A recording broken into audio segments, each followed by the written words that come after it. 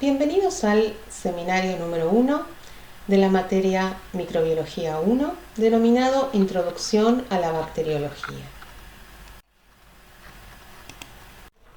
Los objetivos de este seminario son, en primer lugar, reconocer las características estructurales, fisiológicas y metabólicas de las bacterias. Y más importante aún, poder relacionar estas características con la patogenia de las infecciones bacterianas. Para ello nos preguntamos, ¿qué son las bacterias? El término bacteria proviene del griego, bastón o vara pequeña. Y podemos definir a las bacterias como organismos unicelulares que poseen vida libre y que se reproducen por fisión binaria. ¿Y por qué pueden cumplir con estas características?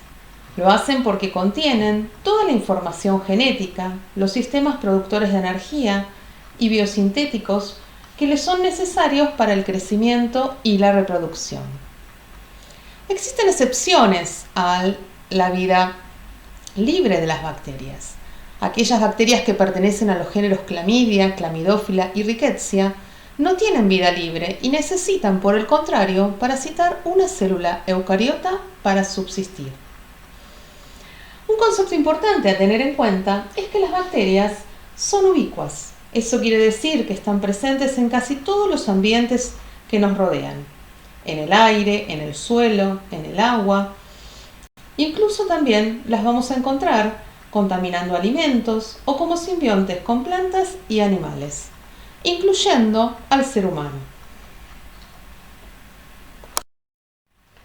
Acá les vamos a presentar las estructuras de las bacterias. Lo primero que podemos notar es que si nos centramos en esta zona, las bacterias carecen de membrana nuclear.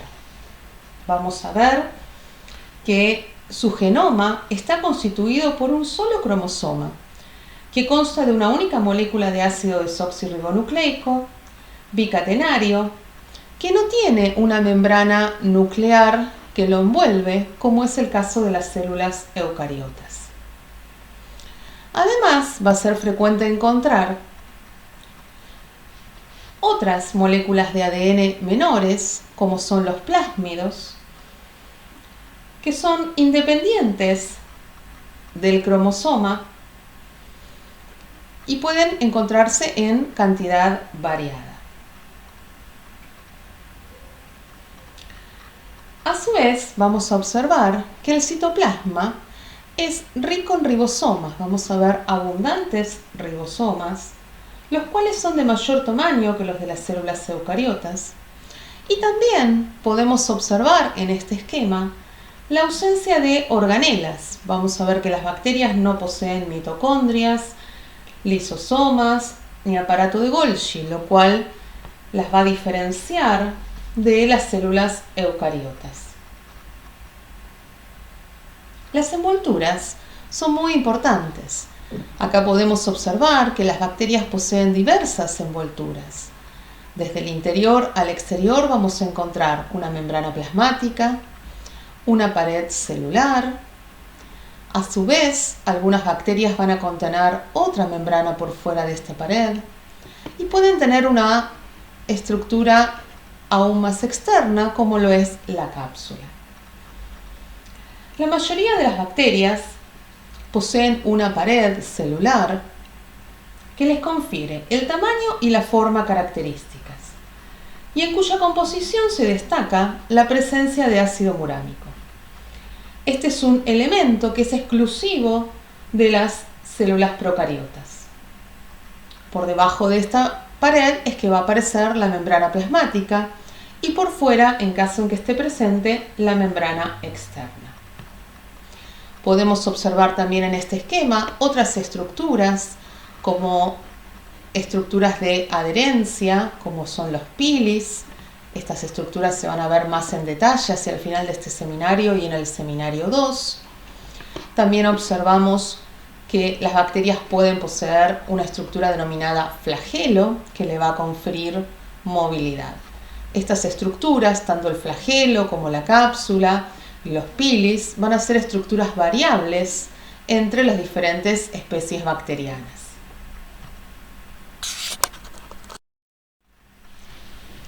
En cuanto a la estructura y función del genoma bacteriano, como dijimos recién, las bacterias carecen de un núcleo verdadero. No poseen membrana nuclear.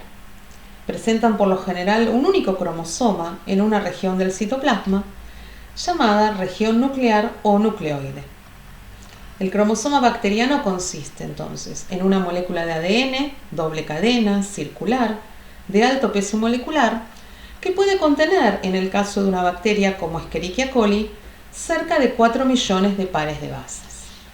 Ahora bien, ¿cuáles serían las ventajas de no tener una membrana nuclear? La ausencia de membrana nuclear, básicamente, va a permitir simplificar la síntesis de proteínas. ¿Por qué? Porque los procesos de transcripción y transducción ocurren en forma prácticamente simultánea. Los ribosomas se van a fijar al ARN, mientras que este está siendo sintetizado y aún se encuentra unido al ADN. De esta manera, todo el proceso es más sencillo y más rápido. La desventaja que tiene esta simultaneidad es que no hay eventos de corrección y pueden fijarse mutaciones. En cuanto al resto de los elementos o los componentes del genoma bacteriano, mencionamos en la diapositiva anterior a los plásmidos, los cuales son ADN extracromosomal, que constituyen unidades de replicación independientes del cromosoma. La información que contienen puede contribuir a la adaptación de la bacteria al medio y a su evolución. ¿Por qué? Porque los plásmidos pueden codificar resistencias a antibióticos, factores de virulencias, y son un elemento importante al momento de la transmisión de estos genes de una bacteria a otra. Lo mismo ocurre con los bacteriófagos, que son virus que infectan a las bacterias. Estos cumplen un ciclo de replicación dentro de la bacteria, pudiendo conducir a la lisis de la misma. También puede insertarse en el genoma bacteriano y de esa manera pueden movilizar genes también que codifiquen para factores de virulencia.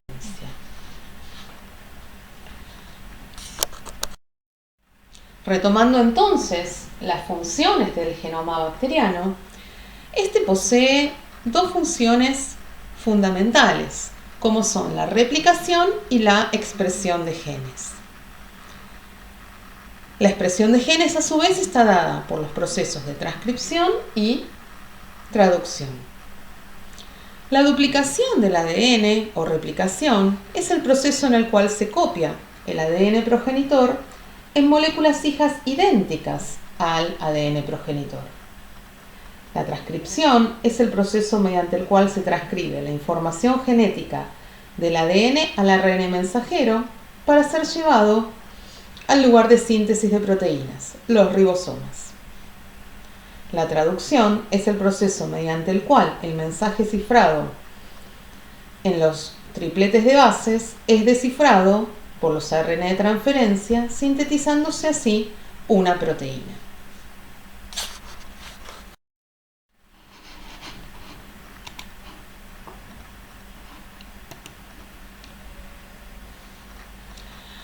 Retomando las características de las bacterias, nos preguntamos cuánto mide una bacteria. En esta foto podemos ver bacterias en comparación con leucocitos polimorfonucleares. Podemos verlas también en comparación con glóbulos rojos y ustedes pueden observar lo pequeñas que son en comparación con las células eucariotas. Las bacterias van a tener distintas morfologías que veremos a continuación. Y en cuanto a sus tamaños, podemos decir que las bacterias esféricas miden entre 0,2 y 2 micrones de diámetro, y aquellas bacterias que son alargadas van a medir entre 0,2 a 2 micrones de ancho por 1 a 10 micrones de largo. En cuanto a la morfología de las bacterias, la microscopía óptica nos va a permitir reconocer bacterias de distintas formas. Tenemos bacterias esféricas, que llamamos cocos, cilíndricas o en forma de bastones, que llamamos bacilos, y también vamos a observar bacterias espiraladas. Aquellos bacilos de corto tamaño se van a denominar cocobacilos, mientras que algunos que son cortos y curvos van a recibir el nombre de vibrios. Las bacterias espiraladas las vamos a llamar espirilos, de acuerdo a si son rígidas, y espiroquetas cuando son flexibles y ondulantes.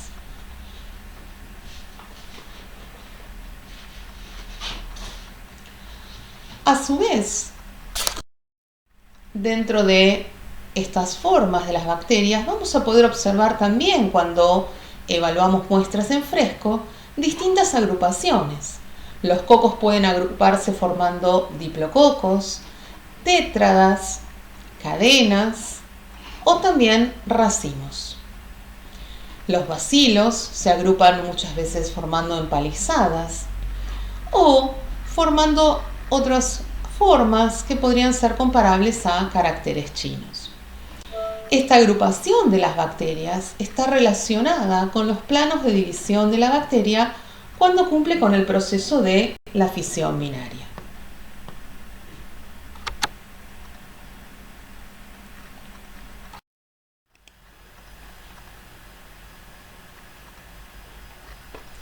Comenzaremos ahora a describir en detalle las envolturas bacterianas. Las bacterias se dividen en dos grandes grupos.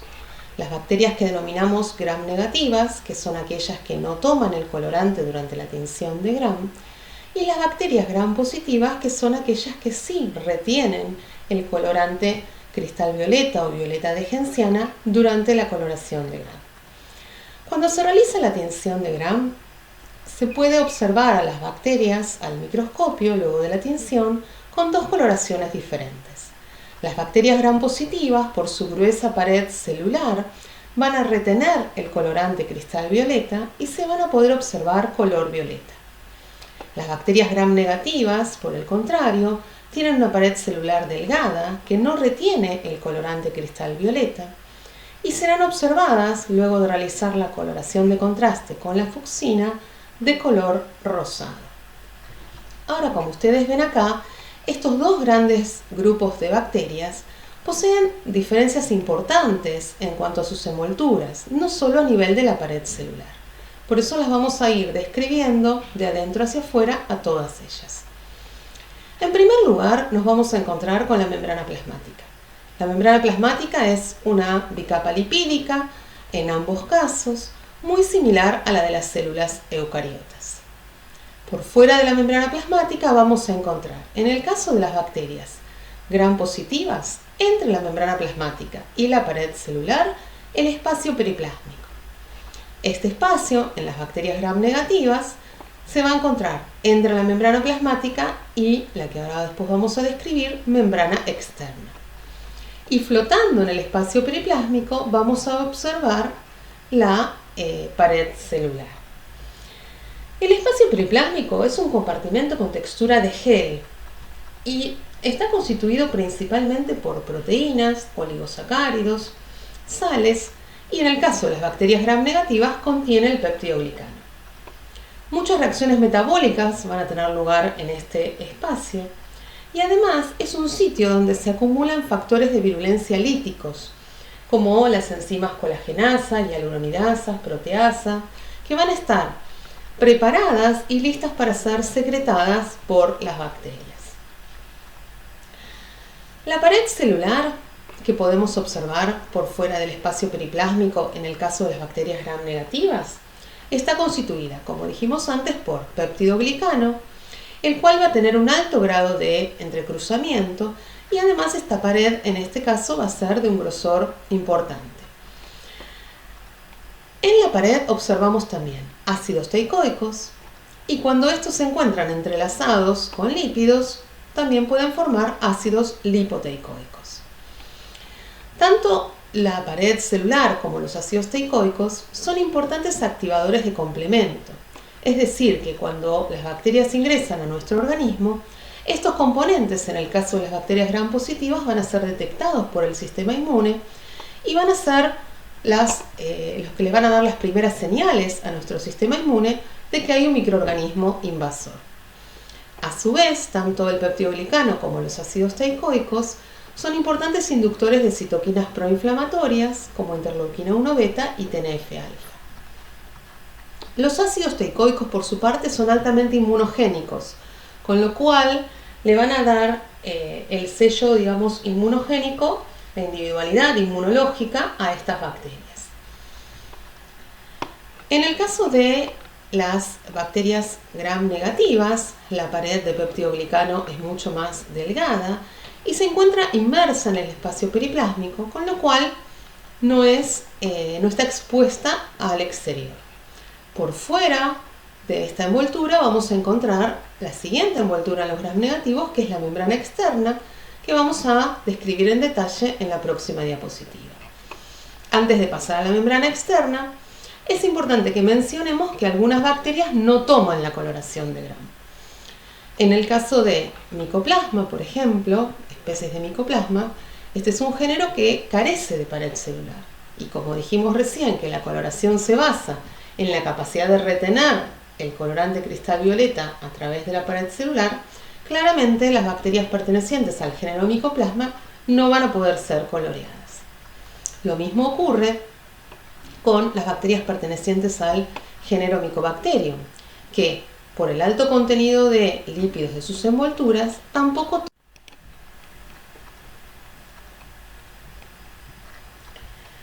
Dijimos entonces que en el caso de las bacterias gram negativas, por fuera del periplasma se encuentra una estructura propia de estas bacterias, que es la membrana externa. La membrana externa es una estructura que es asimétrica. ¿Por qué? Porque su cara interior está formada por fosfolípidos, como podemos observar acá, mientras que su cara externa está formada por el lipopolisacárido o LPS.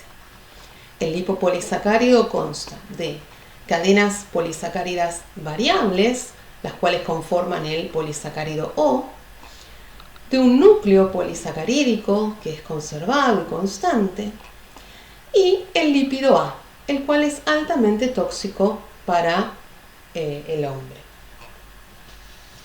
La presencia del lipopolisacárido en la membrana externa va a constituir una barrera que va a impedir el pasaje de cualquier molécula orgánica hacia el interior de la célula. ¿Por qué? Porque la entrada de moléculas hidrofóbicas, como lo son algunos antibióticos, va a estar bloqueada por la capa hidrofílica dada por el polisacárido o antígeno somático O. Mientras que la entrada de moléculas hidrofílicas, como azúcares simples y aminoácidos, y la salida de estas moléculas también del interior de la célula, va a estar bloqueada por la barrera hidrofóbica que generan la porción lipídica de la cara interna de la membrana externa. Entonces, esta membrana asimétrica va a cumplir con una función de barrera muy importante. Dentro de esta membrana también vamos a observar proteínas llamadas porinas. ¿Por qué? Porque estas proteínas, como ven ustedes, forman un poro que arma como un canal en la membrana, ¿sí? Son canales de gran tamaño que van a permitir la difusión pasiva de iones y moléculas hidrofílicas a través de la membrana. Estas porinas en algunas especies pueden tener otras funciones. Por ejemplo, las porinas de Neisseria actúan como invasinas, promoviendo la internalización de la bacteria mediante un mecanismo de reorganización de la actina. Es importante tener en cuenta la relación que estas porinas tienen con los mecanismos de resistencia antibiótica. ¿Por qué? Porque cambios en la conformación de las porinas pueden llevar al cierre del canal e impedir la difusión de ciertos antibióticos y son la base de algunos mecanismos de resistencia. Como dijimos entonces, la cara externa está formada por el lipopolisacárido, constituido por las cadenas polisacáridas que forman el antígeno O, el núcleo polisacárido y a Acá vemos en mayor detalle al lipopolisacárido con sus cadenas que conforman el antígeno O. Esta porción del lipopolisacárido es altamente antigénica. Hay muchas variedades de antígeno O y cada uno define una especie o subespecie, o en el caso de algunas bacterias va a definir la serovariedad. El antígeno O, al igual que habíamos mencionado en el caso del péptido glicano y de los ácidos teicoicos de las bacterias gram positivas, es activador de la vía alterna del complemento. Es decir, que en el caso de las bacterias gram negativas, la señal de alarma para el complemento va a estar dada por el antígeno O del lipopolisacárido de la membrana externa. Luego podemos observar el core y el lípido A. Algunas bacterias gram negativas no tienen lipopolisacárido, sino que tienen estructuras más pequeñas en su membrana externa, como son los lipooligosacáridos o LOS. Estos contienen un core polisacarídico y el lípido A, es decir, que son tóxicos para el ser humano, pero carecen del antígeno O. Es decir, que no van a poder disparar tan eficientemente la vía alterna del complemento, o al menos no lo van a hacer a través de este antígeno.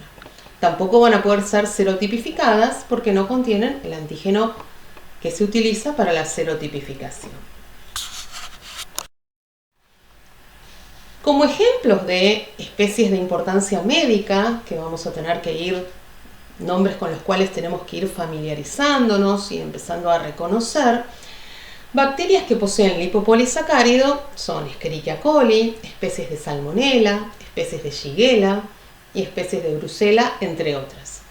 Bacterias que poseen lipooligosacáridos son especies de Neisseria y especies de Haemophilus, entre otras.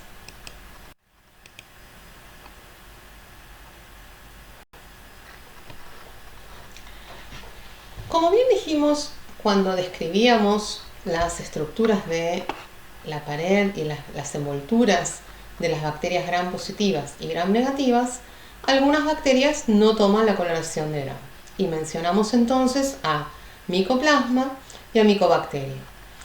En este esquema los podemos ver, podemos comparar las distintas envolturas bacterianas.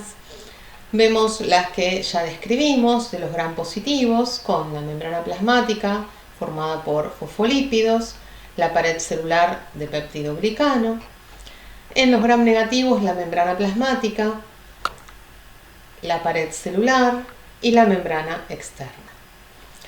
En el caso de Mycoplasma, estas son bacterias que no poseen pared celular. Están solamente rodeadas de una membrana, ¿sí? Como podemos ver acá. Por lo cual van a tener propiedades de protoplasto, porque son solo membrana. Y es por eso entonces que no retienen el colorante de gram. Muchos micoplasmas van a ser parásitos de animales, plantas o artrópodos. Tienen que vivir en un ambiente que sea isotónico o favorable osmóticamente, dada la ausencia de pared celular, cuya función principal es la de darle forma y rigidez a las bacterias. En algunos casos pueden incorporar algunas moléculas de colesterol a la membrana y eso les va a dar cierto grado de rigidez. Y también van a estar presentes algunas lipoproteínas y lipoglicanos. Pero fundamentalmente son bacterias que tienen la estructura de las propiedades de un protoplasto.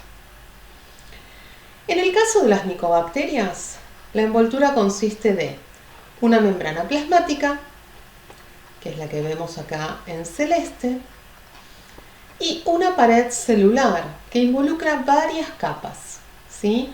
Todo esto que le sigue por fuera de la membrana plasmática es la pared celular. Esta pared tiene una diferencia muy importante con la de los gram positivos. Y la diferencia radica en el elevado contenido de lípidos. El 60% del peso seco de la pared son lípidos. Es por ello que estas bacterias no toman la coloración de Gram y se las define como ácido alcohol resistentes.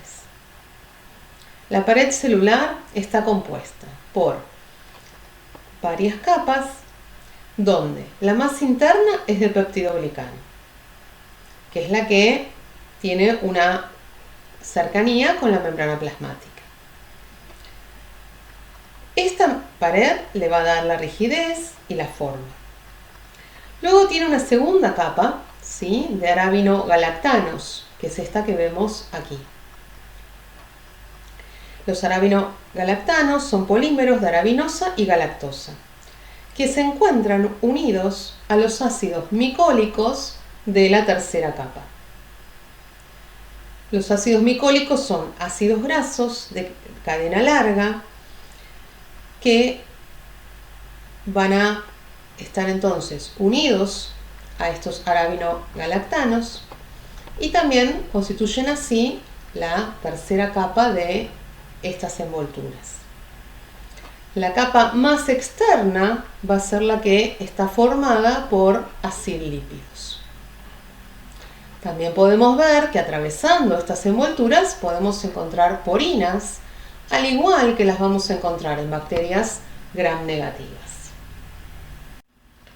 Otras estructuras bacterianas, además de las envolturas, que van a ser importantes en la patogenia y en la evasión del sistema inmune por parte de las bacterias, son la cápsula, ¿sí?, que se encuentra por fuera de la membrana externa en las bacterias gram negativas, que es lo que está ejemplificado en este esquema, o por fuera de la pared en las bacterias gram positivas. La cápsula va a participar en la adherencia, como veremos en el seminario 2, y también en la evasión de la respuesta inmune, lo cual se va a discutir en el seminario 4. Algunos ejemplos de bacterias capsuladas de importancia clínica lo constituyen Staphylococcus aureus, Neisseria meningitidis, Haemophilus influenzae tipo B, Streptococcus pneumoniae, entre otros. Como ejemplos de bacterias no capsuladas podemos mencionar Neisseria gonorrhoeae, Shigella, Haemophilus influenzae, entre otros. Otras estructuras que participan en la adherencia son las fimbrias y los pilisexuales. Las fimbrias van a participar en la adherencia entre bacterias y en la adherencia de la bacteria al huésped. Los pilisexuales van a permitir acercar las bacterias entre sí durante los procesos de conjugación y no son partícipes directos en la patogenia bacteriana. Estas estructuras bacterianas las vamos a ir desarrollando en detalle en los próximos seminarios. Otra estructura importante son los flagelos. Si recuerdan, en el primer esquema que mostramos acerca de la estructura de las bacterias, se observaba un flagelo. El flagelo es una estructura polimérica constituida por monómeros de flagelina que se encuentra insertado atravesando las envolturas bacterianas y que le confiere movilidad a las bacterias. Puede ser uno o más y pueden estar ubicados en distintas posiciones. Pueden estar en un polo de la bacteria, siendo uno o varios. Pueden estar en ambos polos, siendo por ejemplo uno a cada lado. O pueden estar insertados en diversos sitios en la bacteria.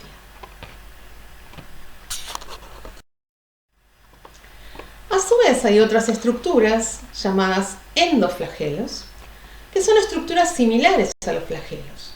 La diferencia es que se encuentran adosadas a la pared de peptidoglicano, es decir, que son intracelulares.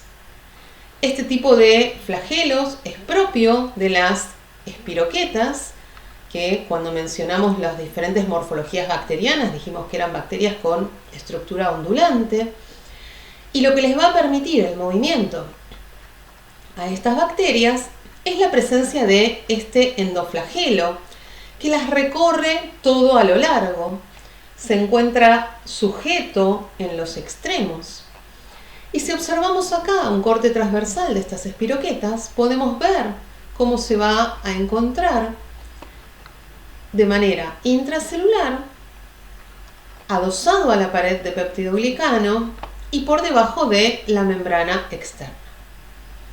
Este flagelo que se encuentra en las espiroquetas, dijimos, permite los movimientos característicos de estas bacterias, que son la rotación o movimiento de flexión, tirabuzón o sacacorchos, ¿sí? Porque al estar unidos en los extremos le van a permitir un movimiento torsionante a estos microorganismos.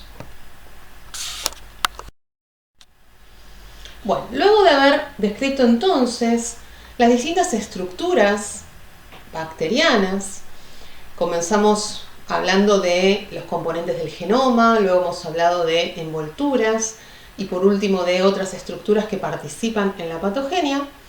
Lo que les proponemos es que completen este cuadro que sigue, de manera tal de poder armar ustedes mismos un resumen donde podamos pensar para cada una de estas estructuras cuál es su composición química y su función. Todos elementos que hemos ido detallando en el seminario, pero que mediante estos dos cuadros resumen ustedes pueden agrupar, fundamentalmente pensando más que nada en la función de estas estructuras. Es muy importante saber cómo están compuestas, pero relacionarlas también con la función, porque eso es lo que nos va a ir adentrando en los procesos, en el razonamiento de la relación, lo que volvemos a los objetivos del comienzo, la relación de los distintos componentes bacterianos con la patogenia y cómo las bacterias van a poder causar enfermedad en el hombre.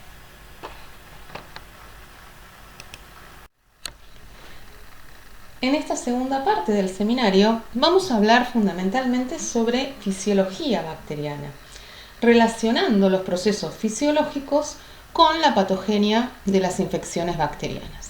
Para ello vamos a usar este caso clínico ejemplo, donde nos cuenta que Micaela se encuentra bajo tratamiento con antiácidos y tiene planeada una excursión para el fin de semana. El sábado preparó una tortilla de papas utilizando huevos, que lamentablemente estaban contaminados en su cáscara con salmonela entérica. Al romperlos para batirlos, se produce una inoculación de dichos microorganismos en el alimento. Como la cocción no fue lo suficientemente prolongada como para inactivar a las bacterias patógenas, estas se encuentran en la parte más interna de la tortilla. El alimento se enfría a temperatura ambiente mientras Micaela se prepara para la excursión. A la hora del almuerzo, Micaela y su amiga Catalina comen la tortilla. Al atardecer se suma al grupo Juan, quien come los restos del alimento que permanecieron a temperatura ambiente durante toda la tarde. El domingo a la noche, Micaela y Juan comienzan con diarrea y dolor abdominal. Catalina no presenta síntomas el domingo ni en los días subsiguientes. Entonces este caso nos presenta 3 amigos, de los cuales Micaela y Juan presentan diarrea y dolor abdominal luego de haber comido Micaela la tortilla al mediodía y Juan por la tarde. Y Catalina, que la comió junto con Micaela, no tiene ningún tipo de síntomas. Lo primero que nos preguntan en este caso es si creemos que los síntomas de Micaela y Juan podrían estar relacionados con la ingesta del alimento contaminado. Y esta pregunta nos lleva, digamos, a comenzar a introducir el concepto de que las bacterias, como ustedes igual ya saben con anterioridad, pero lo que estamos empezando a conversar acá, que las bacterias pueden causar enfermedad en el hombre y que a su vez pueden adquirirse a través de diferentes vías. En este caso, la vía de adquisición sería la vía oral. Entonces, con este pequeño caso empezamos a plantearnos un poco esto acerca de cómo el hombre se encuentra con las bacterias que le van a causar enfermedad. Y para eso vamos a utilizar, para empezar a entender este proceso, vamos a utilizar el siguiente esquema. En este esquema podemos observar cómo a partir de diferentes reservorios, que pueden ser ambientales, zoonóticos o humanos, se va a producir el encuentro con las bacterias que nos van a infectar. A partir de este encuentro va a haber una entrada. Esta entrada puede ser por múltiples vías. Si bien en nuestro ejemplo la ruta de entrada es la ruta oral, puede haber otras puertas de entrada. Cualquier mucosa puede servir como puerta de entrada. Mismo la piel, en caso de estar dañada, ya sea por un accidente o por una herida quirúrgica, pueden servir como puertas de entrada para los patógenos. A partir de esta entrada, las bacterias van a tener que establecerse en el nicho en el cual van a comenzar a adaptarse para luego empezar a multiplicarse. Este establecimiento es fundamental para que se pueda producir la infección. Y de los mecanismos que están involucrados para que el establecimiento tenga lugar, vamos a hablar en detalle en el seminario 2. Una vez establecidas, las bacterias se multiplican y luego pueden diseminarse a otros sitios o no, pueden seguir ocasionando una infección a nivel local o puede haber diseminación. A partir de la multiplicación, ya sea con diseminación o no, las bacterias van a comenzar a producir daño en el hombre. Y este daño va a estar acompañado de la aparición de los primeros signos y síntomas.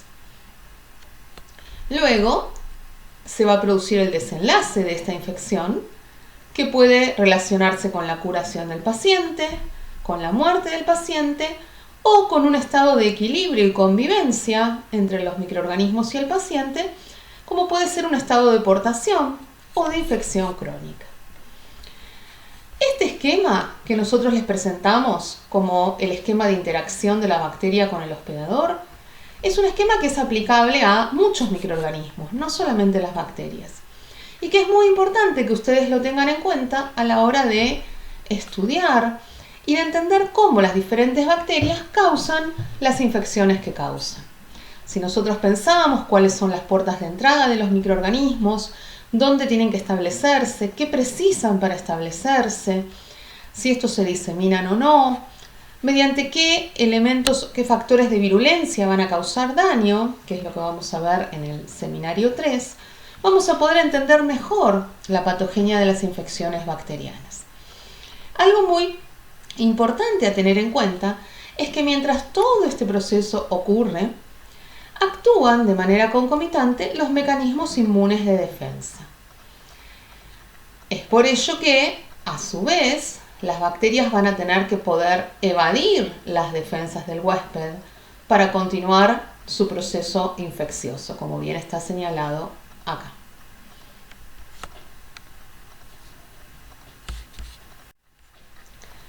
Retomando entonces nuestro caso, y luego de haber introducido este esquema de razonamiento de la interacción huésped-bacteria, la segunda pregunta que nos hacen es si el número de microorganismos presentes en la tortilla luego de la cocción era el mismo que el presente cuando Juan la comió por la noche.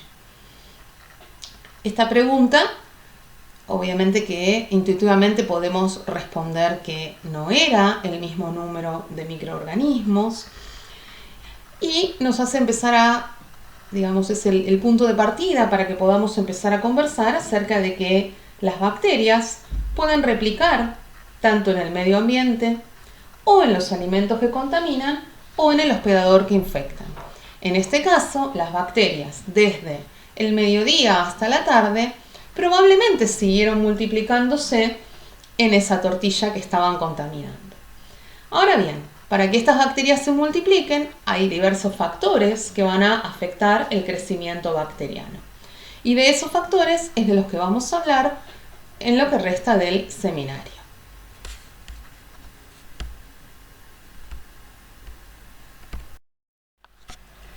En la primera diapositiva, cuando definimos a las bacterias, las definimos como microorganismos que se dividen por fisión binaria. ¿Qué significa esto? Significa que una célula madre va a dar lugar a dos células hijas exactas, idénticas, ¿sí? Los procesos que tienen lugar durante la fisión binaria son, en primer lugar, la replicación del ADN, porque para dar lugar a dos células hijas idénticas necesitamos duplicar el cromosoma. Luego la bacteria va a comenzar a elongarse, se forma un septo que va a dividir a las bacterias y finalmente se separan las dos células hijas. El proceso de división por fisión binaria nos lleva al hecho de que las bacterias se van a multiplicar con una velocidad que va a seguir una función exponencial. Porque si una bacteria da lugar a dos células hijas, a su vez cada una de estas células hijas va a dar lugar a otras dos bacterias. El tiempo en el cual una población bacteriana tarda en duplicarse se lo denomina tiempo de generación media.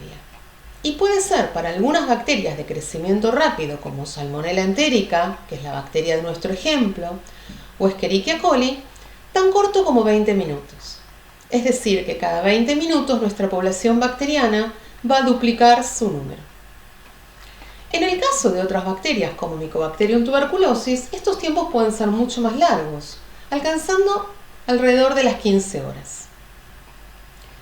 El tiempo en que las bacterias tardan en duplicarse va a tener implicancia en el inicio de los síntomas. Una bacteria de crecimiento rápido nos va a dar un inicio de síntomas más temprano. Y también va a ser importante en los tiempos de espera para el diagnóstico. Si en el laboratorio necesitamos identificar un patógeno entérico que tiene un tiempo de generación media de alrededor de 20 o 30 minutos, no va a ser el mismo el tiempo que tenemos que esperar para que las bacterias se desarrollen en el laboratorio que el que debemos esperar en el caso de Mycobacterium tuberculosis.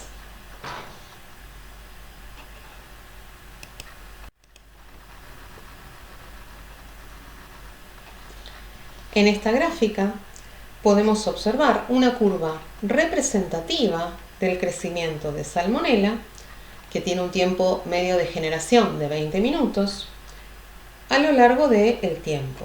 Podemos ver cómo el crecimiento bacteriano sigue una curva que es compatible con una función exponencial. Podemos ver acá que a los 20 minutos, si arrancamos de un organismo, vamos a tener a los 20 minutos 2, a los 40 minutos 4, a la hora vamos a tener 8 y así sucesivamente hasta alcanzar a las 6 o 7 horas 2 millones de microorganismos. Este crecimiento puede darse en cualquier lugar donde la bacteria encuentre los nutrientes apropiados, el medio ambiente, el hospedador o, en nuestro ejemplo, esta tortilla que está contaminando.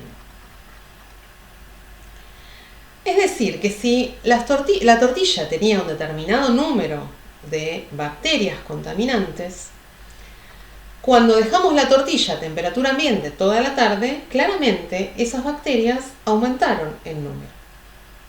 ¿Y por qué es importante el número de bacterias que ingresan al individuo? Es importante porque hay un número mínimo de bacterias que es necesario para producir una infección. Y eso es lo que denominamos dosis infectante. Para las diferentes especies bacterianas, las dosis infectantes son distintas.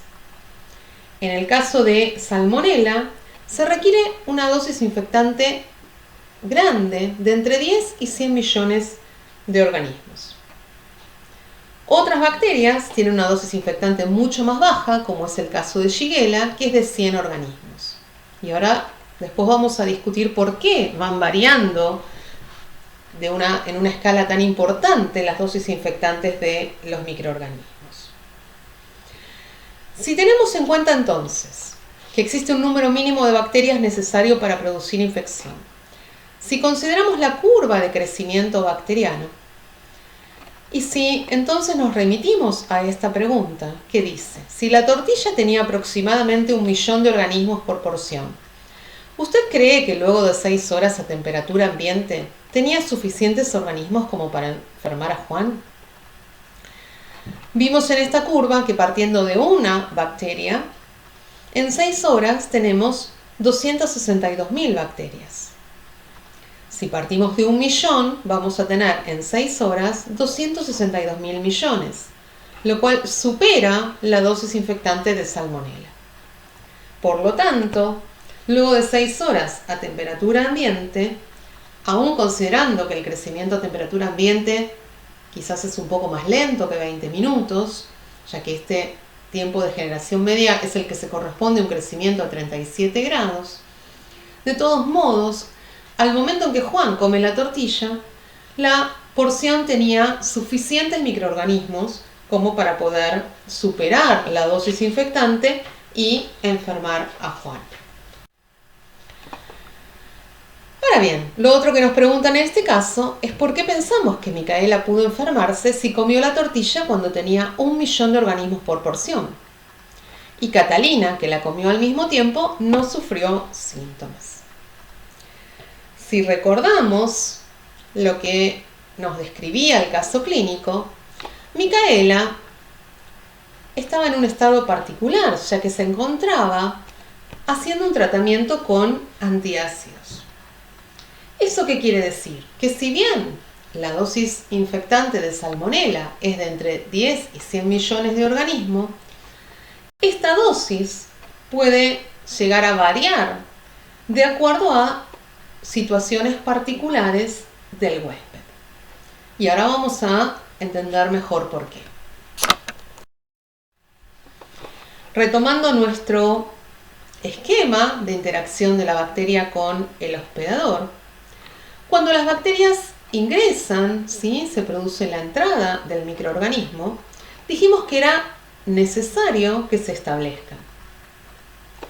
Para poder establecerse, deben superar los mecanismos de defensa, ¿sí? Tenemos múltiples mecanismos de defensa innatos que van a tratar de impedir el establecimiento de las bacterias.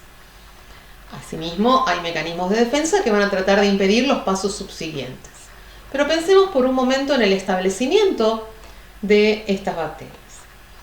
En el caso de nuestro ejemplo, donde estamos hablando de un patógeno que causa infección gastrointestinal, las bacterias lo primero que deben superar es la barrera que representa el pH ácido del estómago.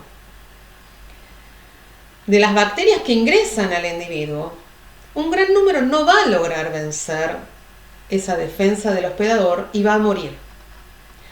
Y es por eso que en este caso, en el caso de salmonela, se requiere una dosis infectante alta. Y si se ingiere un número menor, no hay infección. Bajo ciertas condiciones, como es el caso de Micaela, que está haciendo un tratamiento con antiácidos, el pH estomacal va a estar artificialmente elevado. Y eso va a hacer que la dosis infectante de los microorganismos pueda disminuir varios órdenes de magnitud. Y es lo que explica por qué Micaela se enferma y Catalina no. Porque claramente la dosis que ingirieron fue menor a la dosis infectante. Pero en el caso de Micaela, los mecanismos de defensa estaban alterados. Es decir que, si bien la dosis infectante es propia de cada microorganismo, va a depender de factores tanto de la bacteria como del hospedador. En nuestro caso ejemplo, Micaela está haciendo un tratamiento con antiácidos y vemos cómo una condición del hospedador va a cambiar la dosis infectante. En cuanto a factores propios de la bacteria, habíamos mencionado anteriormente que la dosis infectante de Shigella, por ejemplo, era mucho menor a la de Salmonella.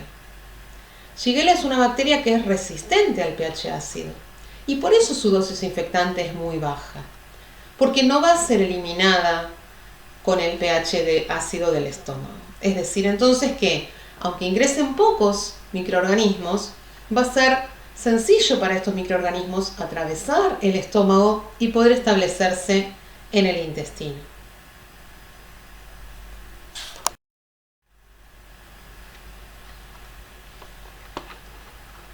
Continuando entonces con nuestro esquema, una vez que las bacterias se establecen, deben multiplicarse para causar infección. En este seminario vamos a describir los factores que afectan al crecimiento y las características metabólicas de las bacterias. ¿Y por qué es importante conocer los factores que afectan el crecimiento y las características metabólicas? En primer lugar, para poder entender la patogenia de las infecciones bacterianas. Y en segundo lugar, son fundamentales para poder realizar el correcto diagnóstico microbiológico.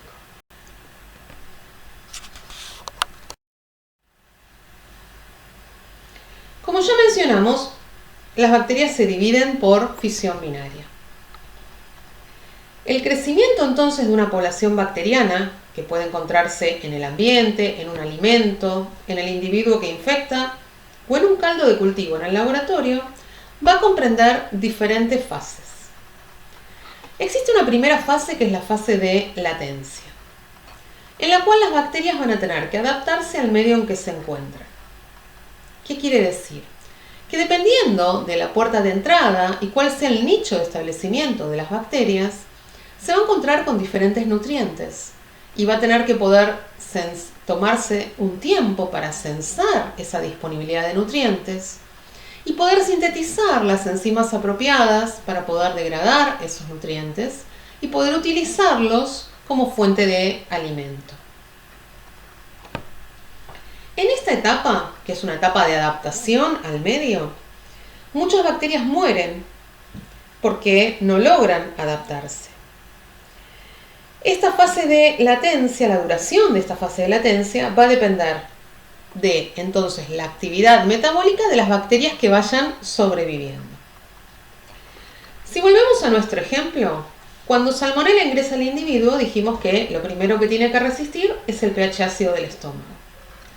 Cuando llega al intestino, tiene que adaptarse a los nutrientes que encuentra en ese medio. En esa fase, las bacterias tienen que poder crecer, sintetizar los constituyentes vitales que requieren para hacer uso de los elementos del medio, almacenar nutrientes y así empezar a prepararse para la fisión binaria. Cuando la población entra en un estado activo de crecimiento, comienza entonces, y empieza a dividirse, comienza entonces la fase logarítmica o exponencial. En esta etapa las bacterias se van a duplicar por fisión binaria a una velocidad que, como dijimos, depende de la especie y también de las condiciones del ambiente. Durante la infección en el hombre, los síntomas van a aparecer generalmente en esta etapa. ¿Por qué? Porque es la etapa donde las bacterias van a alcanzar un número considerable y van a comenzar a producir las toxinas y los factores de patogenicidad implicados en el daño al hospedador. Las bacterias no producen una gran cantidad de factores de virulencia cuando se encuentran en baja cantidad. ¿Por qué? Porque sería un gasto metabólico y energético muy importante y poco efectivo. Las bacterias primero se multiplican, logran una densidad bacteriana considerable y cuando el número de bacterias es un número importante, comienzan a producir sus factores de patogenicidad de manera tal que estos sean efectivos en generarle daño al huésped. De nada sirve que una bacteria comience a producir toxinas en lugar de multiplicarse, porque las toxinas producidas por una única bacteria no van a causar suficiente daño en el hospedador. Luego de cierto tiempo, que lo podemos medir en horas cuando estamos creciendo bacterias en el laboratorio, las condiciones del medio van a cambiar, ¿sí? El pH se va a modificar, la concentración de los nutrientes va a disminuir. También producto de la multiplicación bacteriana, comienzan a secretarse metabolitos que pueden ser nocivos para la bacteria. Y el ritmo de crecimiento va a disminuir, de manera tal que la tasa de crecimiento se va a igualar a la tasa de muerte. Y esto es lo que se denomina fase estacionaria. Durante una infección, los nutrientes no se agotan, como ocurre en un tubo de ensayo en el laboratorio. Sin embargo, habíamos dicho antes que la respuesta inmune del hospedador empieza a ser más efectiva, así como también el tratamiento con antibióticos. ¿Por qué? Una vez que las bacterias entraron en la fase logarítmica o exponencial, dijimos que comenzaba con esta multiplicación el daño en el huésped. Y este daño va a estar asociado a la aparición de síntomas. Durante la fase estacionaria, que solamente observamos en el laboratorio, los nutrientes del tubo donde están creciendo las bacterias se agotan. En el hombre los nutrientes no se agotan, pero comienzan a ser efectivos la respuesta inmune y el tratamiento. Entonces es así que luego de esta fase, las bacterias van a empezar a entrar en una fase de declinación, donde la tasa de muerte va a ser mayor a la tasa de crecimiento. Y eso es lo que podemos homologar en el hospedador con la etapa del desenlace o la cura.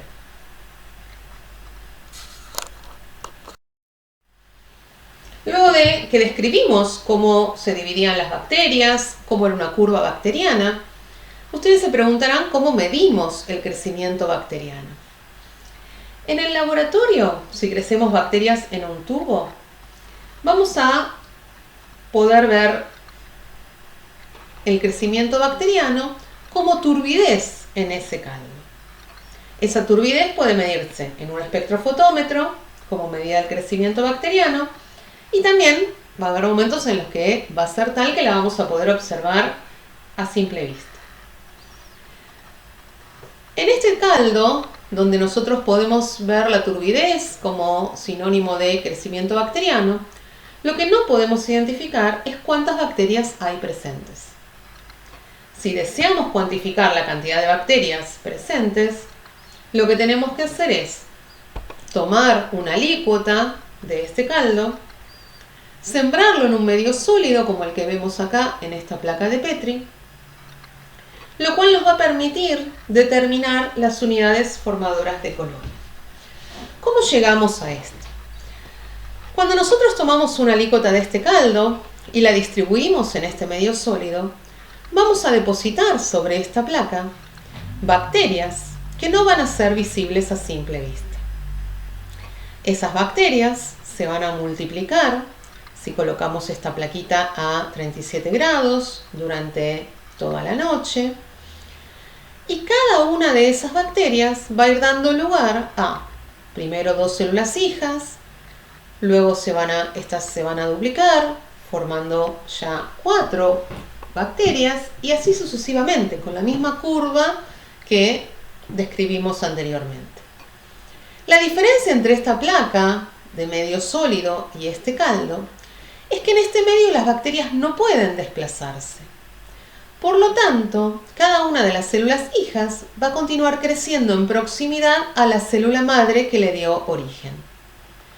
De esa manera, luego de 16 a 20 horas en cultivo para una bacteria de crecimiento rápido, vamos a poder observar la formación de una colonia.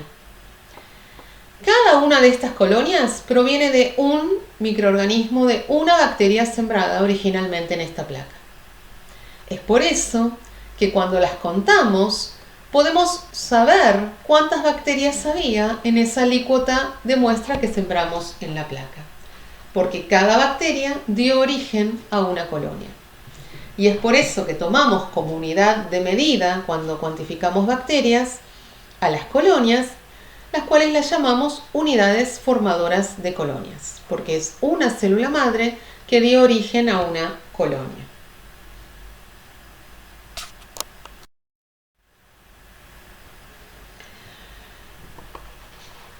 Cuando fuimos mencionando ciertas condiciones de crecimiento de estas bacterias, hablamos de que la tortilla permaneció a temperatura ambiente, y yo les dije entonces que a temperatura ambiente el crecimiento era un poquito más lento que a 37 grados. Ya fuimos introduciendo la idea de que hay varios factores que van a afectar el crecimiento bacteriano. Contamos con factores físicos y factores químicos. Dentro de los factores físicos, tenemos que tener en cuenta una cierta cantidad de factores que van a incluir la temperatura, el pH y la presión osmótica. Como podemos ver en esta gráfica, diferentes grupos de bacterias crecen a diferentes temperaturas. Cada especie tiene un rango óptimo de crecimiento, de aproximadamente 30 grados entre el mínimo y el máximo, ¿sí? Cuando vemos estas curvas, vemos que la amplitud de esta curva varía aproximadamente en unos 30 grados. En general vamos a dividir a las bacterias en tres grupos. Aquellas bacterias cuya temperatura óptima de crecimiento es alrededor de los 15 grados y con un rango de 0 a 20, las vamos a denominar bacterias psicrófilas. Y son las que vamos a encontrar viviendo en el fondo de los océanos. Estas bacterias tienen ácidos grasos insaturados en sus fosfolípidos de membrana, lo cual les permite retener fluidos a esas temperaturas extremadamente bajas. En el extremo opuesto vamos a tener a las bacterias termófilas, cuya temperatura óptima de replicación son los 60 grados. ¿Sí? En esta tasa de crecimiento a las distintas temperaturas vemos el pico alrededor de los 60 grados. Estas bacterias son muchas veces contaminantes de productos lácteos porque van a sobrevivir por esta capacidad que tienen de multiplicarse a altas temperaturas, van a sobrevivir los procesos de pasteurización. Sin embargo, hay que tener en cuenta que no representan una gran amenaza para el hombre porque no crecen adecuadamente a la temperatura corporal. Es decir, que si las ingerimos en algún alimento contaminado, no van a poder multiplicarse. La mayoría de las especies bacterianas caracterizadas no crecen en estos dos extremos, sino que crecen en un rango de 20 a 45 grados centígrados y se denominan mesófilas. Estas bacterias son las que van a incluir a los patógenos humanos, que a su vez crecen en un rango más acotado entre los 35 y los 42 grados centígrados. Para las bacterias que contaminan alimentos, la temperatura de almacenamiento entonces de esos alimentos es muy importante. Podemos preguntarnos qué hubiese ocurrido si la tortilla se hubiera almacenado refrigerada. En ese caso, Juan tampoco se hubiera enfermado, porque hubiera ingerido la misma cantidad de microorganismos que ingirió Catalina. Y la única que se hubiera enfermado hubiera sido Micaela, que estaba bajo tratamiento con antiácidos. También hay que tener en cuenta que algunas bacterias que contaminan alimentos presentan una situación diferente.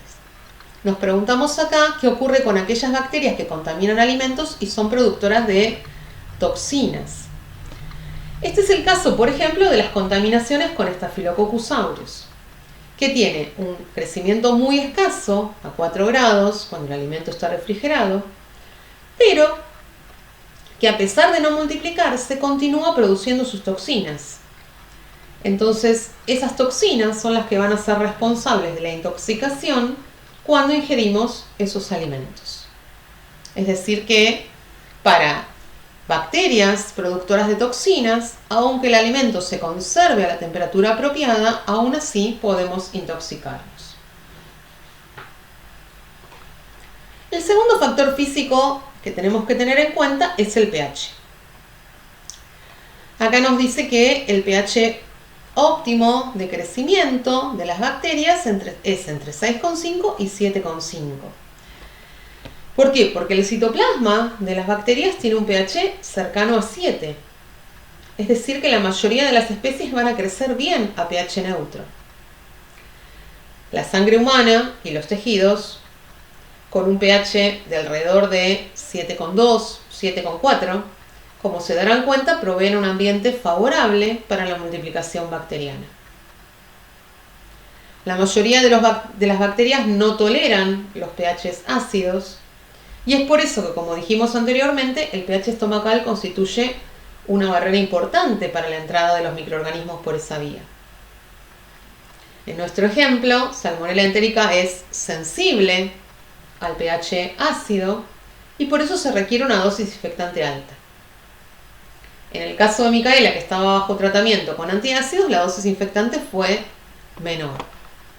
Hay otras bacterias, como mencionamos antes, el caso de Shigella, también es el caso de Vibrio cholera, que pueden tolerar pHs ácidos hasta 2 y alcalinos hasta 9,5. En ese caso, las dosis infectantes van a ser mucho más bajas en comparación con las que estábamos mencionando de nuestro caso ejemplo de Salmonella.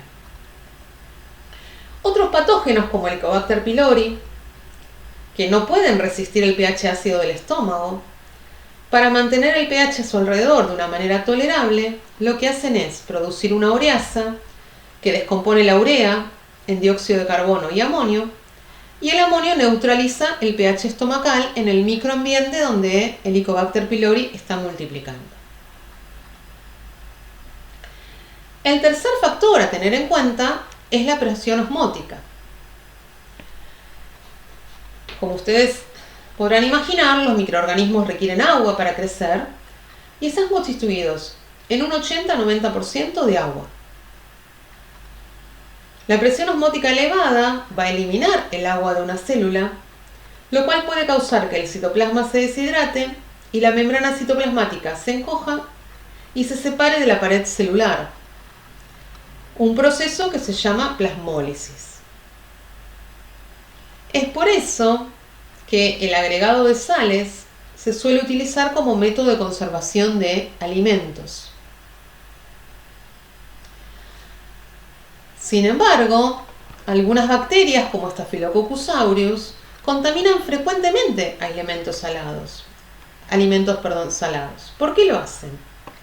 Lo hacen porque son bacterias que son osmotolerantes, es decir, que Staphylococcus aureus tiene la capacidad de vivir en presencia de concentraciones elevadas de sal y de esta manera puede contaminar estos alimentos. Tengamos en cuenta que Staphylococcus aureus es una bacteria que coloniza la piel, que suele ser un microambiente seco y salado.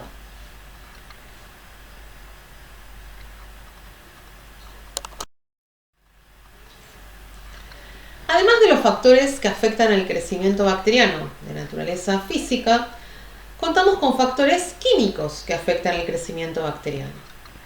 Estos van a ser las fuentes de carbono, la fuente de nitrógeno, azufre y fósforo, el oxígeno y la disponibilidad de hierro. Además del agua, uno de los requerimientos más importantes para el crecimiento microbiano es el carbono, que constituye la mitad del peso seco de la célula bacteriana. La síntesis de proteína requiere cantidades considerables de nitrógeno y azufre, y la síntesis de ADN y ARN requiere nitrógeno y fósforo, al igual que la síntesis de ATP. De manera ilustrativa, podemos mencionar que el nitrógeno constituye el 14% del peso seco bacteriano y el azufre y fósforo juntos alrededor del 4%. Otro factor químico fundamental es el oxígeno. De acuerdo a los requerimientos de oxígeno, podemos clasificar a las bacterias en aerobias estrictas, anaerobias estrictas, facultativas, aerotolerantes o microaerofílicas. Las bacterias aerobias estrictas son aquellas que requieren oxígeno como aceptor final de electrones, para poder así generar su energía. Como ejemplo tenemos Mycobacterium tuberculosis, Pseudomonas aeruginosa. Es decir, que estas bacterias, como realizan respiración aerobia, necesitan oxígeno para poder multiplicarse. Las bacterias anaerobias estrictas, por el contrario, solo van a crecer en ausencia de oxígeno. ¿Por qué? Porque si utilizan el oxígeno, mueren debido a la acumulación de las especies tóxicas derivadas del oxígeno. ¿Por qué? Porque estas bacterias carecen de catalasa y superóxido dismutasa, con lo cual no pueden degradar las especies tóxicas derivadas de la utilización del oxígeno, como son el peróxido de hidrógeno y el anión superóxido.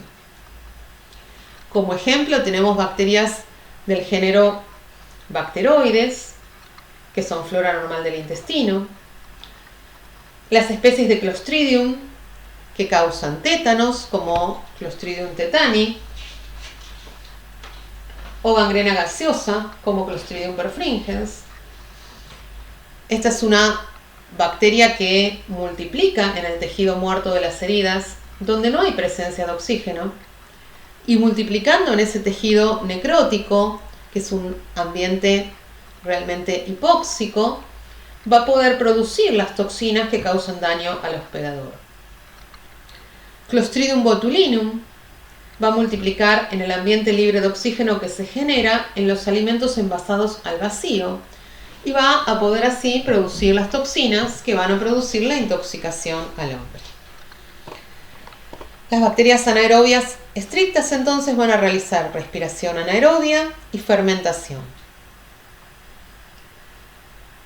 Existen bacterias que son facultativas. ¿Por qué? Porque pueden crecer tanto en presencia como en ausencia de oxígeno. Cuando hay oxígeno realizan respiración aerobia. Y si no hay oxígeno, pueden realizar fermentación o respiración anaerobia.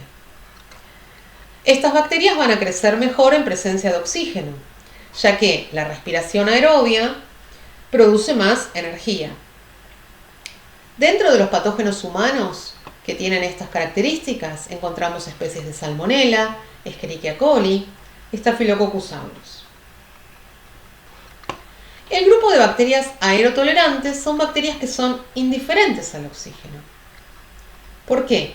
Porque realizan fermentación, entonces lo van a poder tolerar, pero no lo utilizan como aceptor final de electrones. Estas bacterias poseen superóxido de dismutasa, pero es indistinto porque como no lo van a utilizar al oxígeno, no acumulan las especies tóxicas del mismo. Como ejemplos de aerotolerantes tenemos a Streptococcus pneumoniae.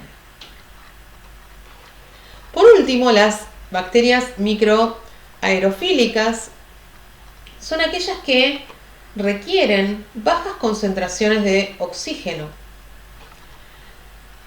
Estas bacterias van a realizar una respiración aerobia, pero como expresan bajos niveles de catalasa y superóxido dismutasa, necesitan que la concentración de oxígeno sea baja.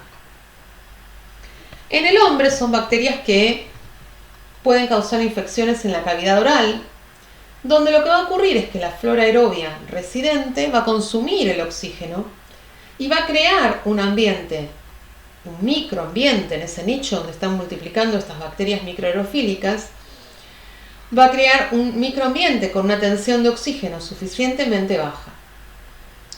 En el tracto gastrointestinal también las condiciones son de microaerofilia, es por eso que pueden multiplicarse Helicobacter pylori, especies de Campylobacter, entre otras. Por último, algunas bacterias llamadas cátmicas requieren una atmósfera con baja tensión de oxígeno y rica en dióxido de carbono, y ese es el caso de bacterias como Neisseria. Dentro de los factores químicos, dijimos entonces que otro muy importante era la disponibilidad del hierro.